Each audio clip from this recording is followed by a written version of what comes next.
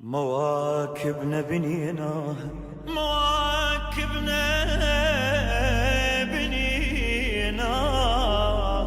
واحبابك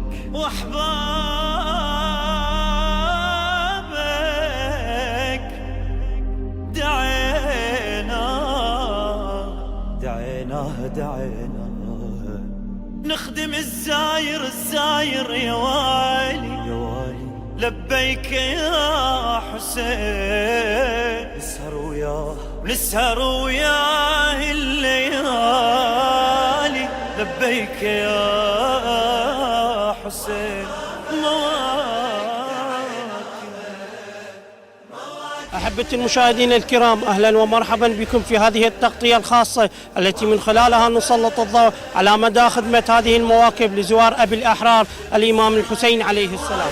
لبيك يا حسين نسهر وياه الليالي لبيك يا حسين نخدم الزاير يا والي. استقلال بأحد خدمة هذه المواكب. السلام عليكم. عليكم السلام ورحمة الله. عظم الله أجورنا وأجوركم بهذا المصاب. عظم الله أجورنا وأجوركم بمصاب أبي عبد الله الحسين عليه السلام، ونسأل الله سبحانه وتعالى أن يوفقنا لخدمة زوار الإمام الحسين سلام الله عليه، وأن نستحق هذه الكلمة. كلمة خادم الحسين ليس كلمة عابرة، بل تحمل جميع القيم والمبادئ الإنسانية، وأنا حسب فهمي كلمة خادم الحسين ثقيلة علينا، فلنقول نحن خدام الإمام الحسين عليه السلام، لأن خادم الحسين عليه أن يتحلى بأخلاق إمامه الإمام الحسين سلام الله عليه، الذي كان رؤوفا حتى بأعدائه سلام الله عليه. حياكم الله. أريد تتحدث لنا عن أنواع الخدمات التي تقدمونها للزائرين. قبل أن أعرف لك الخدمات وترتيب الخدمات، نحن موكب أنصار الزهراء الخدمي مدينة الصدر الأورفلي، وخدمتنا في منطقة المسيب هور حسين. بالنسبة للموكب مالنا تأسس سنة 2006. أما الخدمات فوضعنا وترتيبنا جيد جدا إن شاء الله. بالنسبة للدعم، الدعم ذاتي، أفراد الموكب هم اللي يدعمون الموكب. ما توجد هناك منظمات أو دعم سياسي لهذا الموكب، أو هو الدعم ذاتي من قبل أفراد الموكب؟ لا يوجد أي دعم، لا سياسي ولا منظمات، بل دعم من أفراد الموكب وبعض وجهاء المنطقة وشباب المنطقة لا غيرهم. بالنسبة لترتيب الموكب مرتبين على شكل جماعات، مجموعة على شحن الموبايلات والأمانات، مجموعة على مبيت الزائرين، مجموعة لتقديم وجبات الطعام، عندنا وجبة عشاء، وجبة غداء، وجبة إفطار، ومستمر الطعام ليلا مع النهار. هاي بالنسبة للخدمات. يوجد عندنا مفرزة طبية تقديم العلاج والعلاجات تضميد البسيط للزائرين، وعندنا إرشاد ديني وتوعية للزائرين، خدام احنا الزوار أبي عبد الله الحسين سلام. اللي تقدمونها أوقات أو على مدى يعني كم ساعة؟ ماكو وقت محدد، الخدمة تقدم على مدار الساعة من 6 صباحا إلى 6 صباحا، وكل هذا احنا نحس بتقصير في خدمة زوار الإمام الحسين سلام الله عليه. اليوم شفنا يعني بالموكب خلال التصوير من خلال الكاميرا أفراد الموكب لابسين هذا الزي اللي هو اليلق مكتوب عليه خادم واسم الموكب، يعني هذه الدلالة على شنو؟ هذا زي ترتيب الموكب، نرتب الموكب على شكل أفراد وأرقام حتى لا تصير فوضى داخل الموكب، والمواكب ما نريدها تكون عبثية، ترتيب ونظام حتى عندنا هناك واجبات داخل الموكب، التزامات داخل الموكب، وعدد الموكب محدود جدا، وكل هذا في سبيل أن نخلي شكل الخدمة وترتيب الخدمة لطيف وجميل حتى الزائر يرتاح في موكبنا. هل يوجد لديكم شهداء في هذا الموكب؟ بالنسبة أعتقد كل المواكب بالعراق لديها شهداء، لأن هذا ينبع من عقيدتهم الذي استلهموها من إمامهم الحسين سلام الله عليه، الذي خرج من أجل الإصلاح. عندنا تقريبا ادعى الشهيد في موكبنا، منهم في الجيش العراقي، ومنهم في الحشد الشعبي، ومنهم في سرايا السلام، وتركوا أثر، ولولا شهدائنا لما نصبت هذه السرادق في خدمة زوار الإمام الحسين، وذكرهم باقي في عقولنا وقلوبنا. شهداءنا قادتنا ونفتخر بهم. وقلت لك لولا دماء الشهداء لما نصبت هذه السرادق. أنت كخادم موكب أريدك تقدم لنا رسالة للشباب، للنساء، للزائرين الآن سائرين إلى مرقد الإمام الحسين عليه السلام. والله هذا سؤال جدا مهم. عن الإمام الصادق سلام الله عليه ينقلها عنه أبو الصامت، يقول سمعت الإمام أبي عبد الله الصادق يقول: من أتى ماشيا على قدميه للإمام الحسين سلام الله عليه زارا الإمام الحسين كتب الله له في كل خطوة 1000 حسنة، ومحى له 1000 سيئة، ورفع له 1000 درجة. فيا زائر الحسين سر إلى إمامك الحسين حزينا متأسيا به، فإن زيارة الحسين شيء مقدس وعظيم. فأنصح الزائرين بعدم المزاح وعدم الاختلاط الزائد بالنساء، والتوجه إلى إمامهم الحسين بعقيدة صالحة، وأن يتأسوا بأخلاق الإمام الحسين سلام الله عليه. والحمد لله. بيت واحد كلها تصبح محلى لمتها العصر، والله والعباس مشايتنا يحسدها بدمع عين القصر، والله والعباس مشايتنا يحسدها.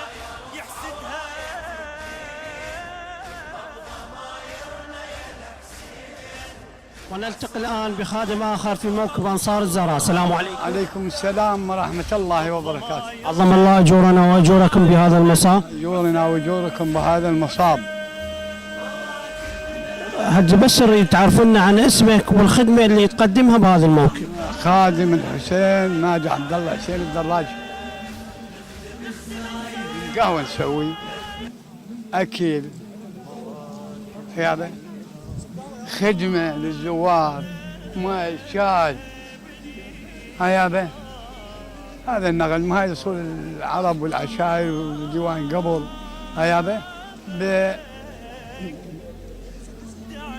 حج صار لك ايش كم سنة بهذا الموكب؟ صار لي بهذا الموكب 13 سنة. يعني منذ تأسيس الموكب؟ نعم. 13 سنة من تأسيس الموكب. حياك الله الجميع، فوق ان شاء الله. نسهر وياه الليالي لبيك يا حسين. مواكبنا بنيناها واحبابك دعيناها، نخدم الزاير يا والي لبيك يا حسين. نسهر وياه الليالي لبيك يا حسين، نخدم الزاير يا والي. نلتقي الآن بخادم آخر في موكب أنصار الزهراء. السلام عليكم. عليكم السلام ورحمة الله وبركاته. عظم الله أجورنا وأجوركم بهذا المساء. عظم الله لنا ولكم الأجر، ونعزي صاحب العصر والزمان وسماحة السيد القائد المجاهد أعزه الله بعزه ونصره الله بنصره في هذه الفاجعة العلمية، فاجعة جده الإمام الحسين سلام الله عليه. في هذا الموكب نقوم احنا ببعض الخدمات، الشاي والحليب والمسكافة والنمو بصرة والدارسين. هذا الموكب تأسس منذ 13 عام، ونحن في هذه الخدمة مستمرون ونبقى مدى الحياة في هذه الخدمة. نقدم الشاي للزوار والنمو بصرة، وش وقت ما الزوار مشيا على الأقدام نحن مستمرون لآخر زائر خدام لنا في هذا. وهذه الخدمة تزيدنا شرف وبالخدمة احنا. الخدمة اللي يقدمونها على مدار 24 ساعة أو من الصباح للمساء؟ على مدار 24 ساعة. إذا كانت الزوار تسير بالليل يبقى عندنا شفت مساء، بالليل يقيم هاي الخدمة. مأجور إن شاء الله. أحبة المشاهدين، ما زلنا مستمرين في هذه التغطية الخاصة مع أحد المواكب الخدمية في موكب أنصار الزهراء، ونلتقي الآن مع خادم آخر. كونوا معنا.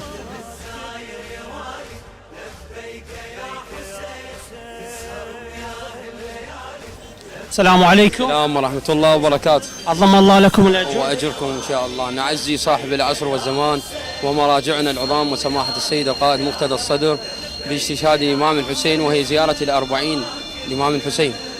أريد تتحدث لنا عن وظيفتك بهذا الموكب. والله وظيفتي بهذا الموكب شحن موبايلات. احنا يجينا الزاير نسلمه كارت واحنا نستلم كارت ويستريح الزاير، وهاي على 24 ساعة من الصبح لليل.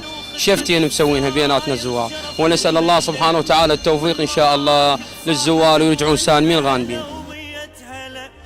نمسح دموعه ونمهد للطريق الكربلة، هلا بأنصار أبو اليمة. ونلتقي الآن بخادم آخر. السلام عليكم. السلام ورحمة الله وبركاته. عظم الله لكم الأجر. لكم الأجر وأن الأجر. أريد تتحدث لنا عن عملكم بهذا الموقف. والله هذا الموكب صار لنا 13 سنة خدام للحسين. ايش يجي بدينا احنا نسوي سمك، نشوي سمك للزائرين. كل المواكب مواكبنا.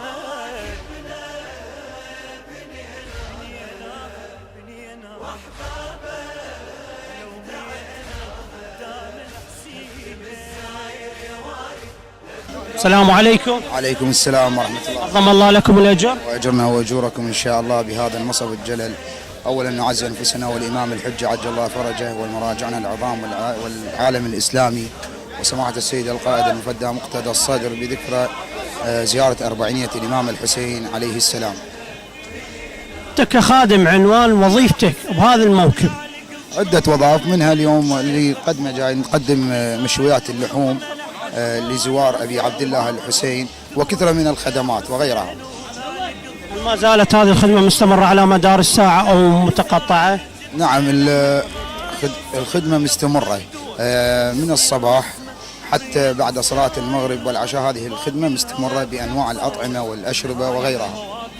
موفقين إن شاء الله جميع منا ومنكم. شكرا جزيلا. المشاهدين، إنما وجدناه في هذه المواكب الحسينية أن الخدمة لا تقتصر على عمل واحد، بل هناك عدة أعمال، ومن هذه الأعمال يوجد هنا فرن للصمون. كونوا معنا.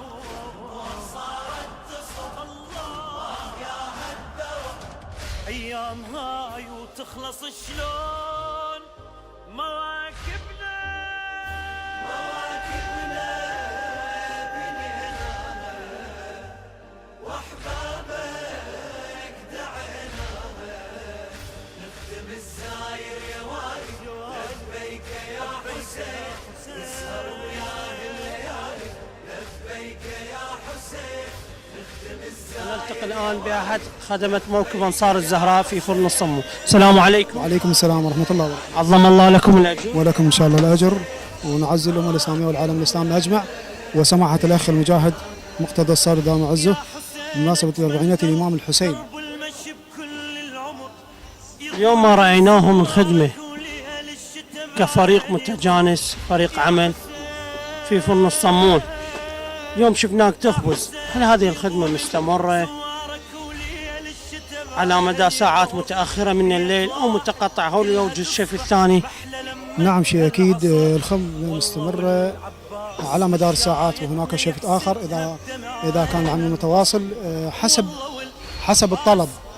يعني ايش قد ما يطلبون مننا مثلا الكمية اللي قاعد تخبزها مو شرط ايش قد ما يطلبون، يعني شيء اكيد الخدمه متواصله، لكن ايش قد ما يطلبون من يمنا، ايش قد ما يطلبون، سواء طلبوا 5000 او 7000 او 8000، اذا كان هناك تعب، هناك تلاحم بين العمال، يعني مساعده بين العمال، سواء تعبت اني راح ارتاح، اكو مكاني خادم راح يجي، او سواء هو تعب انا اجي مكانه، يعني هناك خدم يعني موجودين هواي الحمد لله والشكر وفضل الله والامام الحسين، لكن بيناتنا تعاون جدي كبير جدا، ونحمد الله ونشكره. التعاون هو ببركات الامام الحسين عليه. شيء اكيد التعاون، وليس هنا بس، لا لكن في غير مكان، يعني هسه انا خلصت شغله منه اقدر اروح بغير مكان، يعني اعاون اذا كان اكو تعب هناك، يعني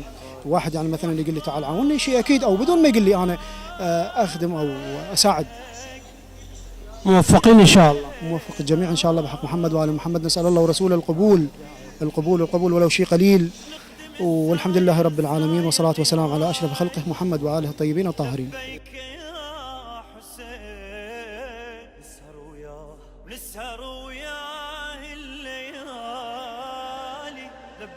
سادة المشاهدين، ما زلنا مستمرين في هذه التغطية الخاصة في موكب أنصار الزهراء، ونحن الآن أمام المفرزة الطبية، وكما تعلمون أن للطبابة دور مهم في خدمة زائرين الإمام الحسين عليه السلام، فابقوا معنا. السلام عليكم. عليكم السلام ورحمة الله. عظم الله لكم الأجر. عظم الله أجورنا وأجوركم بمصابة بعبد الله الحسين. نحن من موكب أنصار الزهراء الخدمي وتحديدا من المفرزة الطبية، نقوم بخدمة زوار الإمام الحسين عليه السلام. مستمرون في هذه الخدمة طيلة أيام الزيارة، ليلا مع نهار، وجبة صباحية ووجبة ليلية، يعني حسب العلاج اللي موجود عندنا واللي نقدر عليه، وإن شاء الله خدمة لهذا الزحف المليوني. جاءت إلى هذه المفرزة حالات مستعصية؟ نعم، جاءت حالة حروق، حالة كسور مثلا، يعني استطعنا نعالجها والحمد لله. أنتم بعلاجها بأفضل علاجها بأفضل حالة. نعم أحبة المشاهدين، ما زال للطبابة دور مهم في خدمة زائرين الإمام الحسين عليه السلام، وننتقل الآن إلى خادم آخر، فابقوا معنا. تشهد الآخر صفر لا ما نميل، نفتخر يا حسين الزاير والمنازير، ابنه يسطى الله يا هدر قدامك نفتخر يا حسين مواكبنا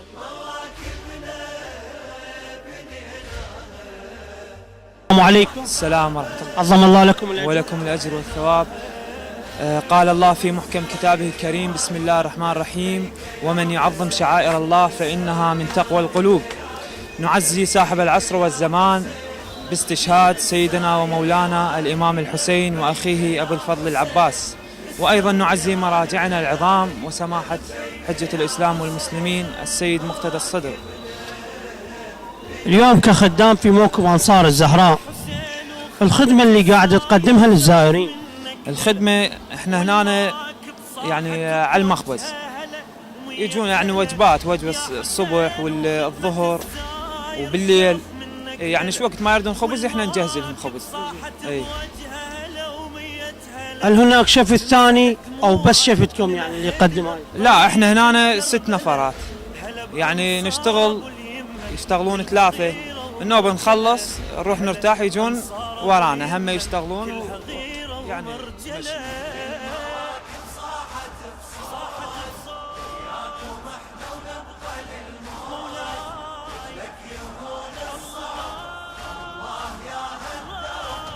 كل المواكب مواكبنا. وإذا أيها الطفل الصغير، فما زال غطاء العمر طويلا يحلو أمامك، ألا تخشى أن يقطع الإرهابيون أشلائك؟ فخطواتك المتسارعة تنبئ أنها عقيدة المؤمنين وعزيمة المنتصرين. السلام عليكم. عليكم السلام. عظم الله لكم الأجر. أجرنا وأجركم. نعزي صاحب العصر والزمان والمراجع العظام وعلى رأسهم السيد مقتدى الصدر، أرواحنا فداء له، وبمناسبة الأربعينية الإمام الحسين، استشهاد الإمام الحسين وأخيه الإمام العباس. ألا تخشى من الإرهابيين وأنت سائر في هذا الطريق الزحف المليوني إلى طريق الإمام الحسين؟ روحي له الفداء. روحي له الفداء. تسمح لي عندي شعر أقرأ؟ تفضل حبيبي. على مرفرف في أفق السماء، يا حسين بثوبك مسوي نصيب، دفت روح وخلى بهالة السباي، غادرت وتباهى بيك الغدر، وقف على الراس وفوق السباي. طفل ما احكي صحت بويا حسين، ما اتذكر ام شربتني حليب، شربتني حسين بس دارت لماي. احسنت حبيبي. نعم احبة المشاهدين، هذا هو الطفل الحسيني، وما زال اطفالنا حسينيين وما زلنا حسينيين.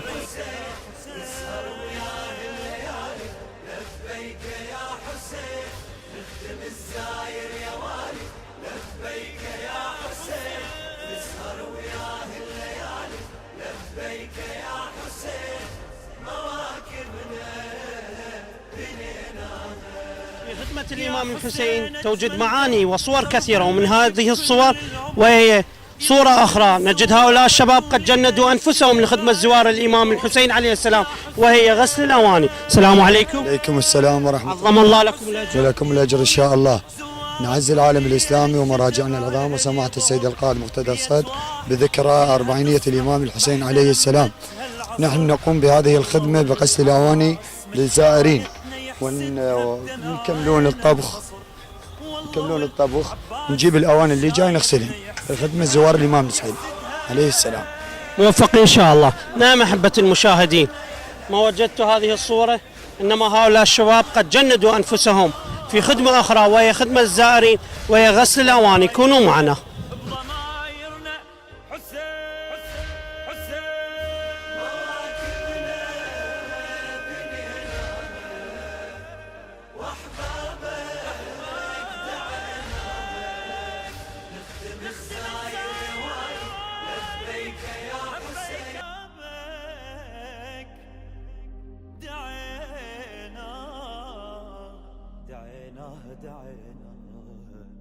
نخدم الزاير يا والي لبيك يا حسين. مبذولة وعمل متواصل وخدمات مميزة ما شاهدناه في هذه المواكب وخاصة في هذا الموكب، ونشاهد الشباب الآن يصنعون هذه الحلويات ونلتقي بخادم آخر. السلام عليكم. عليكم السلام ورحمة الله. عظم الله لكم الأجر. لكم الأجر.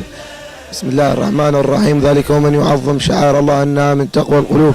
نعز العالم الإسلامي والمراجع العظام وسماحة السيد القائد مقتدى الصدر بذكرى 40 استشهاد الإمام الحسين عليه السلام، ونقوم موكب أنصار الزهراء بخدمة الزائرين وعلى العهد سائرون بخدمتهم إن شاء الله. ونقوم من الموكب. عملكم بهذا الموكب، دورك أنت كخادم بهذا الموكب. يتقسم الموكب إلى عدة أقسام ومن ضمنها قسم الحلويات، ونقوم بتجهيز الحلويات واللبن وبالخصوص الطاطلي واللبن إلى الزائرين بأوقات محددة إن شاء الله. العمل مستمر أو يوجد هناك شفت صباحي أو شفت مسائي أو في الصباح توزعون أو في المساء؟ العمل بحول الله وقوته مستمر منذ الصباح الباكر حتى الساعات متأخرة من الليل، بتجهيز بالزائرين باستمرار بدون تعب أو كلل أو ملل بحول الله وقوته.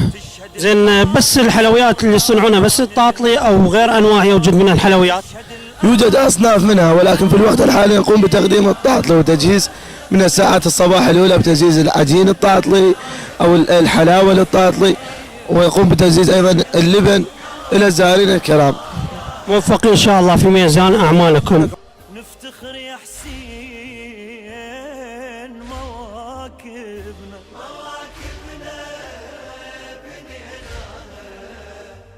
واحبابك دعيناها الزاير يا والي لبيك يا حسين بالسهر يا الليالي لبيك يا حسين نخدم الزاير يا والي. أحبة المشاهدين، ما زلنا مستمرين في هذه التغطية الخاصة مع خدم الزوار أبي الأحرار الإمام الحسين عليه السلام، ونلتقي الآن مع خادم آخر.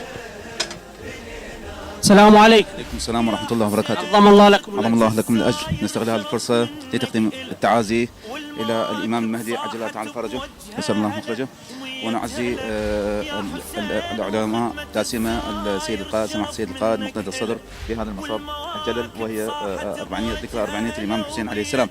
نحن موكب أنصار الزهراء نقدم الخدمات لزوار أبي عبد الله عليه السلام، ونقدم وجبتين الغداء والعشاء.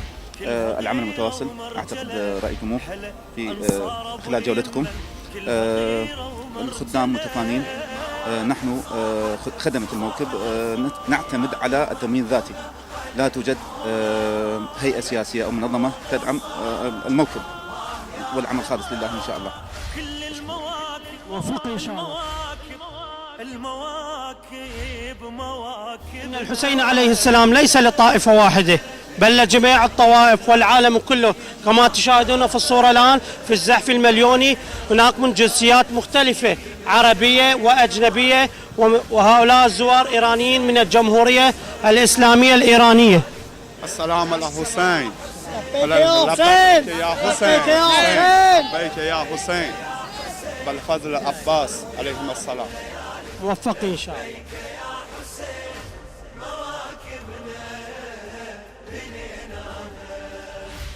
حسين ونعلق الظلمة لجل ضيفك ضوء ونزرع الجدمة لحد ما يوصل لقبرك دوا. يا حسين ونعلق الظلمة لجل ضيفك دوا نزرع الجدمة لحد ما يوصل لقبرك دوا. نصير نسمة برية الزاير لو ضاق الهوى صوت كل هاي المواكب يا هلا ينادي سوا. صوت كل هاي المواكب يا هلا ينادي سوا.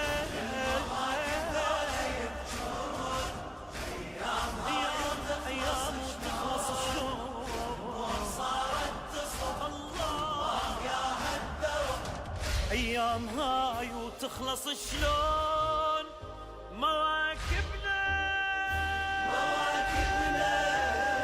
بنينا واحبابك دعينا نخدم الزاير يا والي لبيك يا حسين نسهر وياه الليالي لبيك يا حسين نخدم الزاير. مستمرين في هذه التغطية الخاصة مع خدمة زوار أبي الأحرار الإمام الحسين عليه السلام مع خدام موكب أنصار الزهراء، ونلتقي الآن بخادم آخر. السلام عليكم. وعليكم السلام عظم الله لكم وأجرك حبيبي، الله يحفظك. نعز صاحب العصر والزمان باستشهاد أبي الأحرار، نعز مقتدى الخير باستشهاد أبي الأحرار. بسم الله الرحمن الرحيم. نحن موكب أنصار الزهراء نقوم بخدمة اليوم، نقدم السياح للزوار ونستيقظ الساعة 4 صباحا ولحد الظهر تقريبا حد صلاة الظهر، ونقوم بالخدمة هاي نحن وموكب أنصار الزهراء. وهاي الخدمة قاعد ننتظرها سنة كاملة، ومن الله التوفيق، ونريد من الله ومنكم إن شاء الله العودة وحسن العاقبة،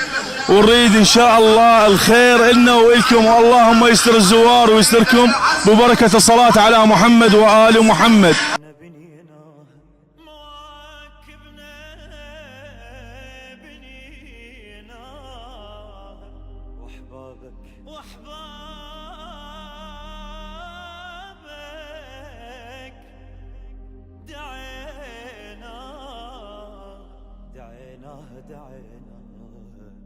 نخدم الزاير يا والي لبيك يا حسين نسهر وياه الليالي لبيك يا جبارة وعمل متواصل. ما زالت هذه المواكب تقدم أفضل الخدمات من مأكل ومشرب ومنام وراحة للزائرين. ونلتقي الآن إلى خادم آخر. السلام عليكم. وعليكم السلام ورحمة الله. عظم الله لكم الأجر. عظم الله لكم الأجر. نعزي صاحب العصر والزمان ولا سيما السيد القائد مقتدى الصدر بأربعينية الإمام الحسين عليه السلام. ونحن هنا خدام موكب أنصار الزهراء نعمل الفطور للزائرين من الساعة 5 صباحا إلى 10 صباحا، ونسأل من الله التوفيق لخدمة أبا عبد الله الحسين. وبعد انتهاء وجبة الفطور نعمل عمل آخر إلى الغداء وثم إلى العشاء، ونحن سائرون على هذا عمل متواصل على مدار الساعة. والله إن شاء الله عمل متواصل حين نهاية زوار الإمام الحسين عليه السلام، ونسأل من الله التوفيق. موفق إن شاء الله. يا حسين على الدرب ننطل عهد لا ما نزل، نخدم المشاية بدموع النظر قول وفعل، نبقى وياهم لحد قطع النفس ظل ويا ظل، والمواكب تشهد الآخر صفر لا ما نمل، والمواكب تشهد الآخر صفر لا ما نمل. نفتخر يا حسين الزاير والزاير موكبنا يسطى الله يا هالدرب قدامك نفتخر يا حسين مواكبنا بنينا واحبابك دعيناها نخدم الزاير يا والي لبيك يا حسين نسهر وياه الليالي لبيك يا حسين نخدم الزاير يا والي لبيك يا حسين نسهر وياه الليالي لبيك يا حسين مواكبنا.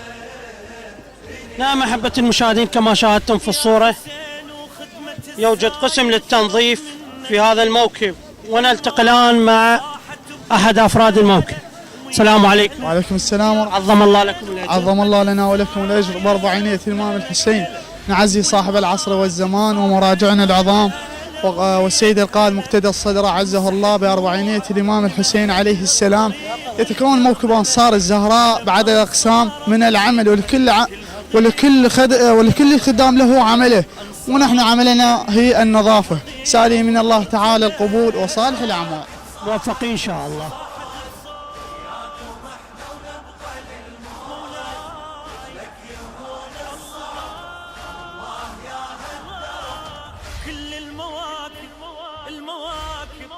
المواكب مواكبنا. وعظم الله أجرنا وأجركم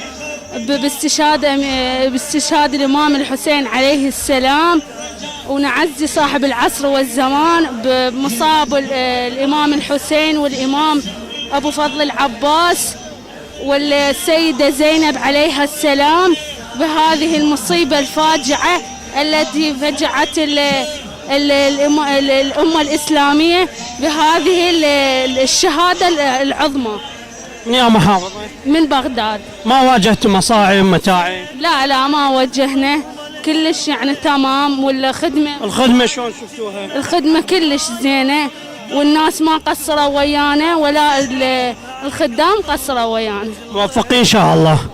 نزرع الجدمة لحد ما يوصل القبر كدوة، نصير نسمة برية الزاير لون ضاق الهوى، صوت كل هاي المواكب يا هلا ينادي سوا، صوت كل هاي طم الله عليك.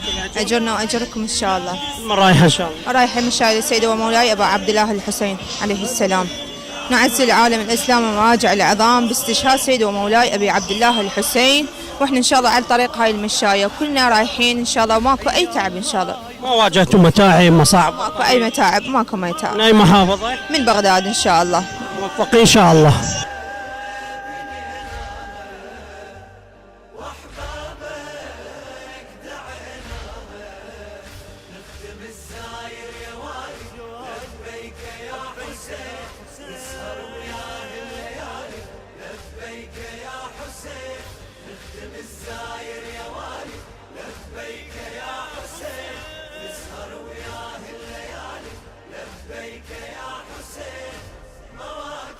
للخطابة والإرشاد دور في المواكب الحسينية. معنا الآن الخطيب الحاج علي الدراجي. السلام عليكم. السلام ورحمة الله. عظم الله لكم الأجر. عظم الله أجورنا وأجوركم بهذا اليوم العظيم، وهو أربعينية الإمام الحسين سلام الله عليه.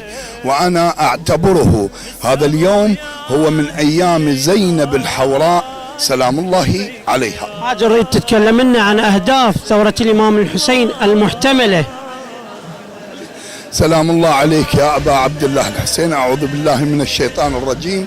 بسم الله الرحمن الرحيم. الحمد لله رب العالمين، وصل يا رب على خاتم النبيين أبي القاسم محمد المصطفى وعلى آله الطيبين الطاهرين. هناك أهداف كثيرة محتملة لثورة الحسين، لكن قبل أن أذكر لعله هدف واحد أو هدفين أريد أن يعلم الجميع، كل زوار الحسين وكل أتباع الحسين وكل من تخطى على طريقي والسير إلى الحسين سلام الله عليه، خل يعلم أنه ثورة الحسين، قضية الحسين، حركة الحسين، وأنا أرجح بأن أسمي هذه حركة أو الثورة لا أسميه يوم الحسين، لأن يوم الحسين هو يوم من الله تبارك وتعالى، إذن هو من أيام الله وذكروا بأيام الله، فلا بد أن نذكر الناس بهذا اليوم لأنه يوم من أيام الله تبارك وتعالى. فمن بعض الأهداف المحتملة لثورة الحسين هو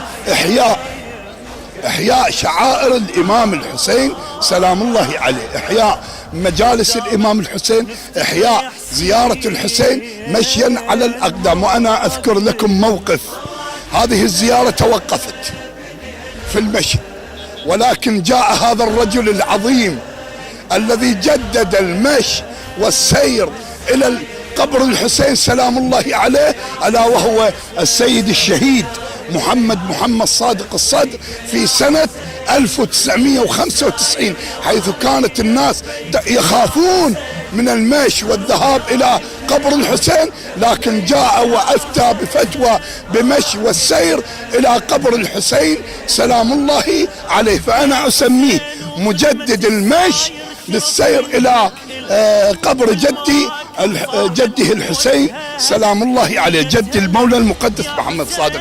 هذا واحد من الاحتمالات، والاحتمالات كثيرة، ولكن من أهم الأهداف المحتملة لثورة الحسين التي خرج من أجلها هو لأجل الإصلاح والقضاء على الفساد والمفسدين، لأنه الفساد انتشر في الأرض في زمن يزيد لعنة الله عليه.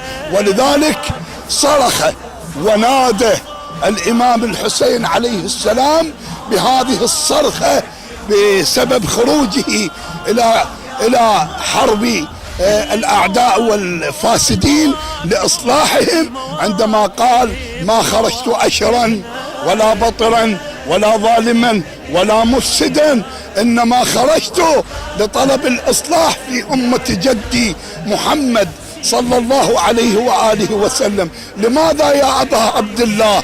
لأأمر بالمعروف وأنهى عن المنكر وأسير سيرة جدي رسول الله صلى الله عليه وآله وسلم وأبي علي بن أبي طالب سلام الله عليه. والأهداف المحتملة كثيرة، وهذه الأهداف قد ذكرها الولي المقدس محمد صادق الصدر في كتاب أضواء على ثورة الحسين. فأنا أحب كل الشباب وكل من يريد أن يعرف ويعلم ما تاريخ الحسين وتاريخ كربلاء فليراجع هذا الكتاب العظيم. وآخر دعوانا أن الحمد لله رب العالمين.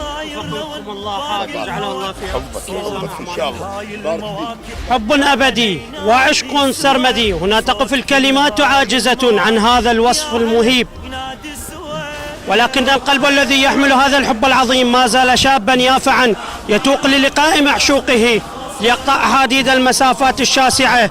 الهدف لتأثير ذلك الخد الذي جعدته متاعب السفر بتلك الأرض الطاهرة، ليعانق ضريحا شامخا لأبي الأحرار الحسين عليه السلام. يشكو قوم عاثوا بأرض العراق فسادا. كان معكم في الإعداد والتقديم مصطفى الدراجي، والتصوير صباح راضي. دمتم في أمان الله وحفظه.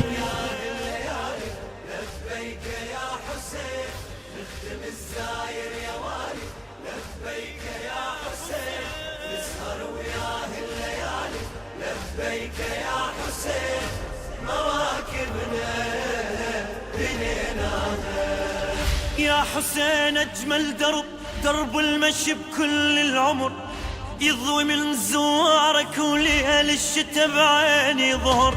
يا حسين يضوي من زوارك وليل الشتاء بعيني ظهر.